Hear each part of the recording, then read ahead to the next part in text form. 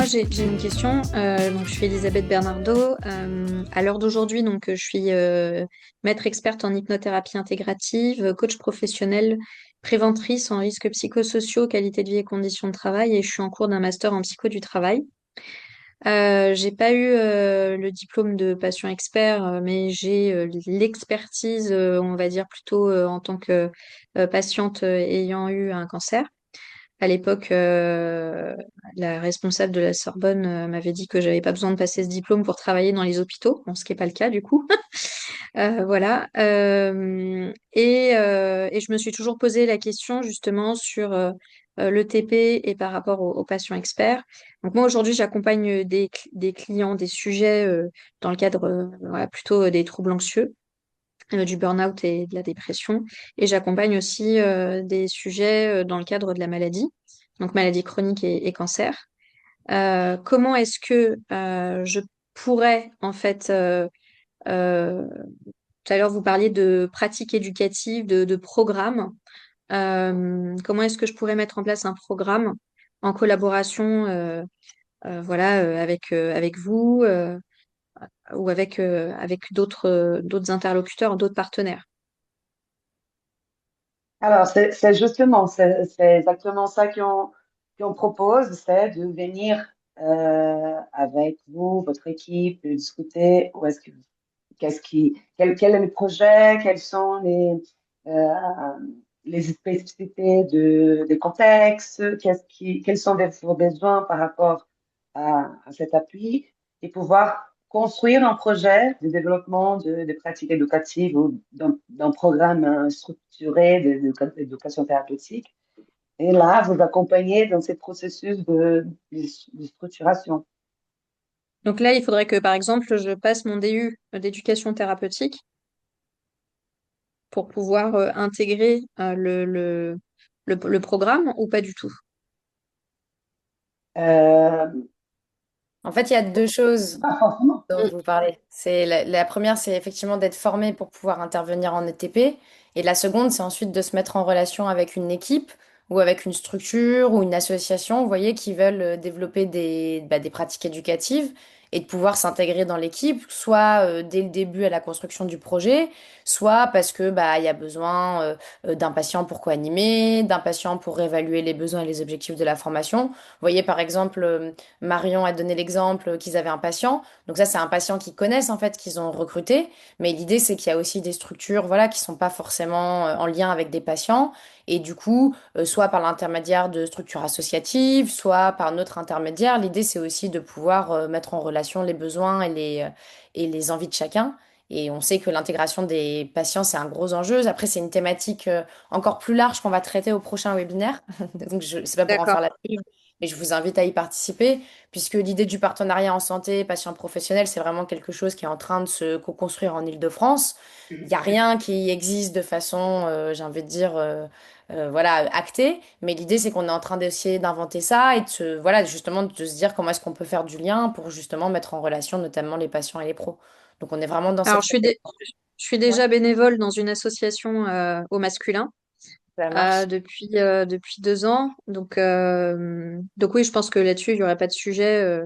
Je suis assez active avec eux et du coup, de travailler sur leurs besoins.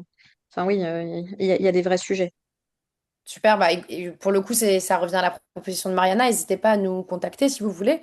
Voilà, c'est un peu le message qu'on passe à tous les gens d'Île-de-France que ça intéresse. Si vous avez un projet ou même juste des questions, parce que l'idée, ça débouche pas forcément sur un accompagnement poussé comme celui de l'équipe de Marion, voilà, qui avait un temps dédié, qui s'est beaucoup investi, mais ça peut être aussi une réunion entre nous pour discuter, éventuellement mettre en relation des contacts ou des ressources pour vous permettre, vous, ensuite, de pouvoir monter votre projet. Ça peut être aussi Hmm, simplement une prise de contact. Les projets commencent toujours par ça, par un échange exactement. sur ce qui est possible ou ce qui n'est pas possible, dans le cadre de nos missions ou en dehors de nos missions. Et puis après, nous, de cette manière, on fait toujours le maximum pour soit mettre en place un projet personnalisé, soit faire du lien avec des partenaires, ou éventuellement même aussi en région, puisque parfois, voilà, on a des homologues de ressources, de pôles de ressources dans les régions, et l'idée, c'est de pouvoir mutualiser tous ensemble. Ok, d'accord. Et déjà, Marion, tu as parlé de ces projets d'intégration dans patient partenaire. Peut-être que tu peux, juste pour illustrer, dans ces cas particuliers, euh, comment vous pensez le faire? Quels sont les pas? Enfin, comment vous avez déjà identifié un En fait, patient partenaire? Comment ça se fait chez vous? alors, c'est une, une parent partenaire qui travaille dans l'équipe de pédiatrie. Et en fait, ils ont eu la chance par une association de patients de pouvoir faire la formation des 40 heures, à la fois pour l'infirmière référente et pour cette maman partenaire. Donc, lors de cette formation des 40 heures, parce qu'il faut cette formation impérativement pour pouvoir animer des ateliers d'éducation thérapeutique, au cours de cette formation, elles ont pu ensemble construire le programme. Donc voilà, donc cette personne travaille déjà, travaille. Cette personne anime déjà et oui, a travaillé à la construction des ateliers en pédiatrie. Euh, on l'a rencontrée lors d'une de nos réunions, on fait une réunion trimestrielle au sein de l'établissement. Euh, Elle nous a été présentée par l'équipe de pédiatrie, parce que justement, on a eu une thématique un peu sur ce partenariat en santé et puis l'intégration de patients partenaires dans nos programmes. Voilà, donc elle nous a été présentée et elle est très dynamique. Elle a participé également au groupe de travail de l'ARS là, qui a été mené l'année dernière par le pôle ETP sur tout ce travail de partenariat en santé. Et donc voilà, ça nous paraissait légitime de lui proposer de faire partie de notre groupe de coordination. On ne s'est pas encore réuni avec elle, c'est tout récent, mais voilà, l'idée c'était vraiment de pouvoir l'intégrer dans notre groupe et avoir ce regard patient sur toutes nos actions mises en place. Donc elle était déjà patiente partenaire au sein d'un programme et l'idée a été donc de l'intégrer dans notre groupe, même si en amont de tout cet accompagnement, elle ne faisait pas partie encore de l'équipe. Merci. Moi, j'ai quelques petites questions encore pour aller plus loin, mais je laisse aussi la parole si quelqu'un veut poser une question à Marion par rapport à sa présentation. Sinon, je me lance. Marion, si, comme on a dit, l'idée, c'était de montrer à partir d'un cas concret, un retour d'expérience, comment ça se passe, l'appui de Paul, en quoi ça consiste et qu'est-ce que comment ça peut être utile. Donc, si tu pourrais donner un conseil à d'autres équipes qui se posent des questions, bah, par où je commence, qui peut m'aider, comment, enfin, qu'est-ce qui, qu'est-ce que tu dirais comme conseil, qu'est-ce que tu donnerais comme conseil à des équipes qui se posent des questions sur comment monter un programme DTP, euh, comment développer des pratiques éducatives, enfin. Et je leur dirais de faire appel à vous. Euh, euh, Qu'est-ce que Qu'est-ce qu'on a tu... besoin en termes d'équipe pour que cet appui puisse aider Il faut vraiment, enfin, des parce que gens c'est pas juste motivés. l'appui. Oui, oui, oui. Alors, il faut des gens motivés. Il faut des gens disponibles. Il faut pas être trop nombreux parce que quand on est trop nombreux, bah, c'est toujours plus difficile de se réunir. Donc voilà, il faut quand même un petit groupe, un petit noyau motivé. Il faut être patient parce que tout ça, ça prend du temps. On n'a pas forcément de temps dédié. Donc voilà, petit à petit, euh, on, on- on arrive à mettre en place le projet. Mais voilà, il faut être patient. Il faut pas hésiter à aller voir les gens, en fait. en général, quand on fait de l'ETP, on est toujours très ouvert vers les autres et parfois, bah, on fait on anime ses ateliers dans son coin, voilà, entre midi et deux, etc. On n'a pas forcément le temps de communiquer là-dessus, mais aller frapper aux portes, vraiment, je pense que enfin, ne pas hésiter à aller vers les autres, à questionner, Au départ, on a fait une première réunion comme ça, avec les quelques noms qu'on connaissait, en disant bah, n'hésitez pas à diffuser et à faire, enfin, à diffuser l'information autour de vous. Et ça a marché parce que au final, bah, pour le séminaire, il y avait 120 personnes. Donc c'était une vraie réussite, ce qui montre que les gens sont motivés et que c'est important de pouvoir fédérer. Euh, donc voilà, être patient, être motivé et puis aller vers les autres. Et tu as dit que vous aviez déjà quelques personnes qui étaient motivées, qui essayaient de s'organiser pour structurer un peu la coordination entre de l'offre de TP. Euh, Qu'est-ce que l'appui de Paul a permis de débloquer? Parce qu'il y avait déjà une dynamique en marche, mais bon, il y avait quelques difficultés. Comment l'appui a aidé concrètement? Qu'est-ce qui a changé dans votre manière de fonctionner? Enfin, qu'est-ce qui a été le... Alors, ce qui nous a aidé, donc d'une part, on savait que en s'engageant dans cette démarche, on avait quand même l'appui de la direction, puisque c'est la direction qui signe la convention. Donc ça permettait de vraiment d'asseoir la démarche au sein de l'établissement. Euh, Ensuite, ce qui nous a aidé, bah, c'est la régularité des réunions pour avoir à chaque fois une échéance et donc travailler sur les points qu'on avait évoqués. Euh, Formaliser nos actions, c'est quelque chose enfin, qui nous a bien aidé quand on avait travaillé bah, sur ce métaplan là, qui paraissait à certaines un peu abstrait au départ. Voilà, le travail sur les valeurs. On voyait pas trop où ça allait nous mener, mais ça a permis de poser les actions et à partir de là, de pouvoir faire un rétro-planning et de structurer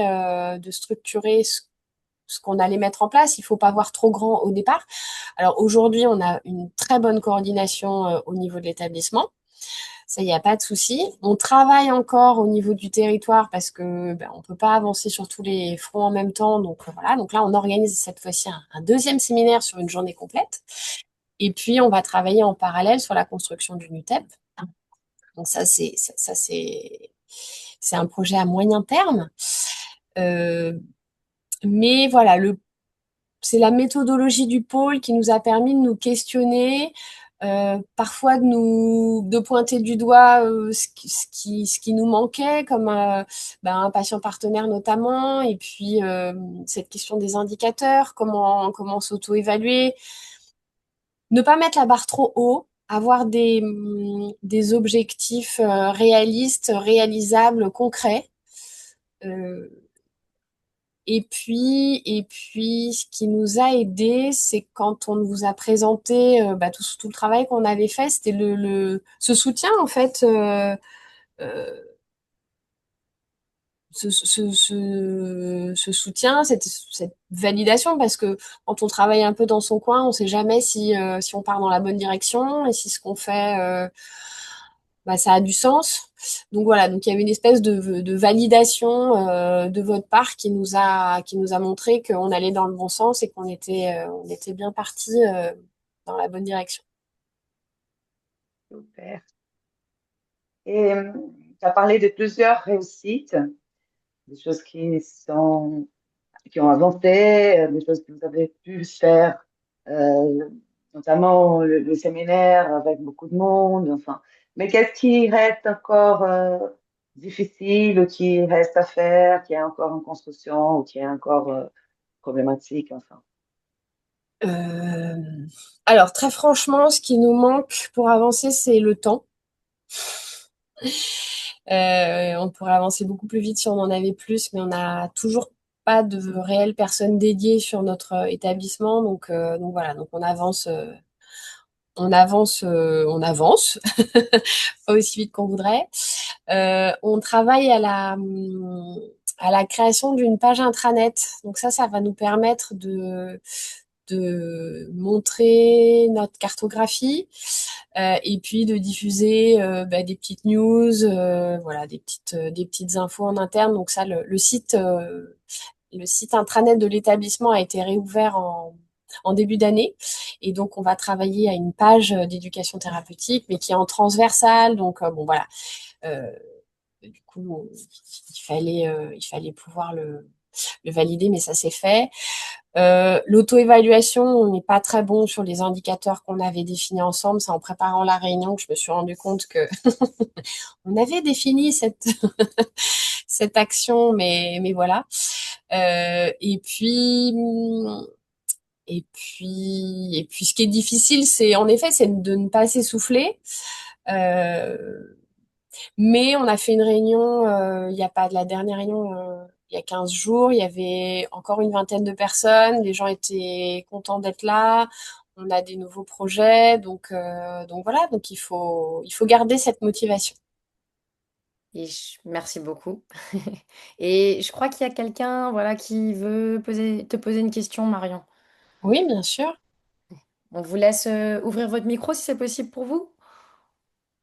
Oui, bonjour. Je m'excuse par avance, je ne peux pas mettre ma caméra.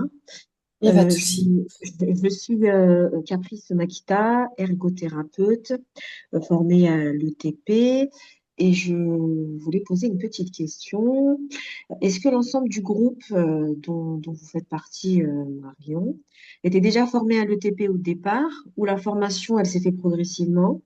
Et quel type de formation? Est-ce que c'était que les 40 heures? Est-ce qu'il y a eu des DU, des masters? Voilà. Alors, pour répondre à votre question, tout le monde était formé, sauf une personne qui est une cadre administrative qui connaissait pas très bien l'éducation thérapeutique, donc on lui a expliqué, mais de toute façon, elle n'anime pas.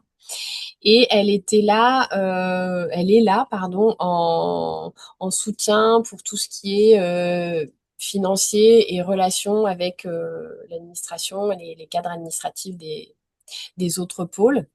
Elle est d'un grand support pour le fonctionnement de ce groupe et le fonctionnement des activités d'éducation thérapeutique. Mais elle ne participe pas à l'animation en soi, donc qu'elle ne soit pas formée n'était pas un problème. Et par ailleurs, donc la plupart des personnes qui animent déjà des ateliers ont fait les 40 heures. Il y a 3 personnes qui ont fait un DU, donc le DU de Catherine Tourette-Turgis, pour les 3, il me semble. Et ensuite, on est plusieurs à avoir fait aussi la formation de coordination animée par le pôle ETP. D'accord, merci. Ouais, c'est vrai qu'effectivement, la notion de culture commune, de formation commune, ça peut aussi se poser. Est-ce que voilà, tout le monde part avec les mêmes bases? Est-ce qu'on se forme justement pour lancer le projet? Effectivement, c'est hyper intéressant comme dynamique, ouais. Alors, je vois l'heure qui tourne et je sais que Ouais, Marion va devoir nous ouais, quitter. j'ai encore 3-4 minutes. S'il y a d'autres. Et Oui, je veux ouais, bien. Vas-y, Élise. Excusez-moi, je suis venue un petit peu tard. Voilà, en tout cas, donc je suis kinésithérapeute et j'ai fait également la formation de TP pendant 40 heures. Donc peut-être que vous êtes présenté au départ, mais afin de mieux suivre voilà, les sujets, j'aurais voulu savoir, Marion, quel est vous intervenez sur quel sujet en ETP? Quel est le type de patient que vous accompagnez? Alors, en fait, donc moi, je coordonne le groupe d'éducation thérapeutique de l'établissement. Oui, Euh, et par ailleurs, je d'accord. participe, enfin voilà. Donc ça, en fait, le sujet d'aujourd'hui, c'est la coordination globale au sein de l'établissement. Mais par ailleurs, j'anime des ateliers pour 2 thématiques, la douleur. D'accord. J'anime 2 ateliers en partenariat avec l'équipe douleur, et puis en oncothoracique, Ok. en oncologie thoracique. Voilà. On peut valoriser aussi le fait que, donc on parlait du CH Versailles, Mhm. et qui possède beaucoup de programmes de TP, puisque l'enjeu de leur projet, c'était aussi au début de voir l'offre qui était disponible et de pouvoir la valoriser.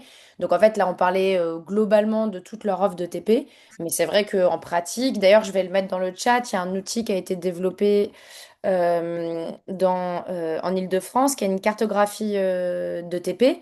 Et donc, je vous invite à aller voir si ça vous intéresse de voir tous les programmes qui ont été Mhm. déposés et qui sont mis en place. Il y en a pas mal, donc on ne pourra pas tous les lister. Mais voilà, l'idée, c'était aussi de montrer un petit peu comment s'est passé l'appui et quels ont été un peu les éléments aidants, les leviers, les freins dans la mise en place de leur projet. Et alors, sachant pour répondre à votre question, enfin, pour compléter, que je fais pas du tout enfin, je faisais pas du tout de coordination au départ. J'animais, enfin, je participais à 2 programmes différents, et je venais d'une structure où il y avait déjà une UTEP, où j'étais un peu intégrée à l'UTEP, mais pas plus que ça. Et vraiment, c'est en arrivant à l'hôpital, dans ce nouvel établissement, où je me suis dit, mais qu'est-ce qui se fait, qui fait quoi, où, comment. Il n'y a pas d'UTEP au sein de l'établissement, mais vraiment, il n'y avait aucune structure de coordination, et chacun animait dans son coin. Un de nos projets aujourd'hui, c'est peut-être de mutualiser justement certains ateliers qui pourraient être transversaux, parce on est toujours dans cette problématique de ressources restreintes. Donc peut-être que je dis n'importe quoi, le retour à l'emploi, ça peut être en fait, ça peut être un atelier qui peut toucher aussi bien, enfin, différentes pathologies chroniques, et voilà, on pourrait mutualiser les ressources. Donc oui, toujours est-il que moi, j'avais pas du tout de cette casquette de coordination au départ. Je n'étais même pas coordinatrice d'un programme, je participais juste à l'animation. Et puis, voyant qu'il y avait ce besoin, bah, petit à petit, le groupe s'est monté, et puis je suis devenue la coordinatrice de l'éducation thérapeutique au sein de l'établissement. Mais ça s'est fait comme ça en fait. Ouais, c'est super intéressant de voir qu'en fait, chaque projet a ses composantes, sa dynamique. J'ai envie de dire, c'est ces éléments qui sont des freins et des leviers. Et du coup, l'idée, c'est voilà, de se dire bah, de quoi on peut s'inspirer et qu'est-ce que ça m'inspire moi dans ma pratique pour ensuite mettre en place mon projet. En sachant que pour information, les 2 prochains webinaires qu'on va faire, la prochaine thématique, ce sera sur partenariat patient. Justement, comment trouver un patient partenaire, puisque c'est une demande qu'on a eu pas mal voilà, sur le territoire. Et le dernier qu'on fera avant l'été en juin, ce sera sur Cartep. Justement, ce sera sur la Ah, ressource très bien.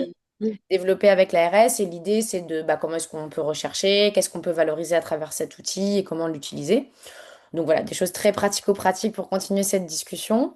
Merci beaucoup, Marion. C'était très intéressant et très riche. On va monter tout ça sous forme de podcast. On va le diffuser, le partager. Donc n'hésitez pas, voilà, même si vous avez des idées de thématiques, des envies de sujets, n'hésitez pas à nous envoyer un mail. Nous, on est toujours ouverts pour discuter avec vous de votre projet ou de vos besoins. Et donc, bah, je laisse le petit mot de la fin à Mariana. Oui, Et c'était juste, un plaisir. Vas-y, n'hésitez pas Marion. à diffuser mon adresse mail, hein, si voilà, s'il y a Merci D'autres si je beaucoup. peux questions. répondre à des questions, il n'y a pas de souci. Super.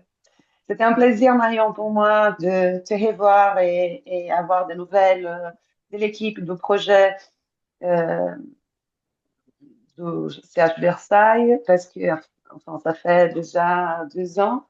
Et donc, vous avez eu beaucoup de temps pour évoluer, et je suis très contente de savoir que le projet avance et continue, et que vous êtes dans cette dynamique encore, et avec plein d'idées pour la continuer.